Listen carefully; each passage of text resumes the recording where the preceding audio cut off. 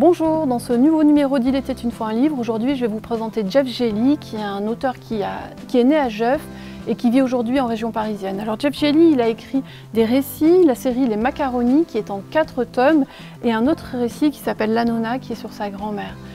Dans ces récits, Jeff Gelly raconte l'histoire de sa famille, une famille d'immigrés italiens qui a quitté l'Italie dans les années 30 pour fuir le fascisme et venir travailler dans les mines en Lorraine.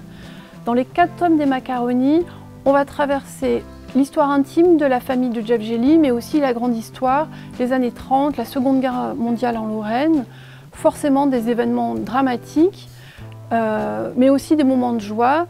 Alors Jeff Gelly fait un portrait sans concession de sa famille, d'une famille avec des grands moments de violence, d'une famille d'immigrés qui vit cette histoire douloureuse qu'est l'exil, mais aussi cette découverte, son enfance, les années 60, la joie aussi de cette société qui se transforme.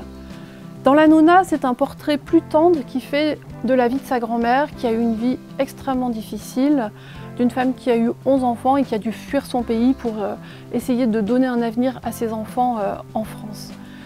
Voilà, alors Jeff Gelly, on l'accueillera à la médiathèque le samedi 9 novembre dans le cadre de la quinzaine italienne. Ce sera une après-midi tout à fait consacrée à l'Italie à la médiathèque. À 14 h, il y aura la projection du film Interdit aux chiens et aux Italiens, qui retrace aussi l'histoire d'un petit-fils qui va réfléchir sur la famille de l'immigration italienne aussi, de sa famille. Donc un film documentaire, un très beau film. Donc la projection c'est à 14 h.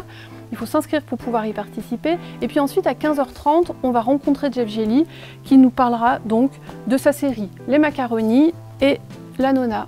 Voilà. Ces livres, bien sûr, vous pouvez les retrouver à la médiathèque La Pléiade.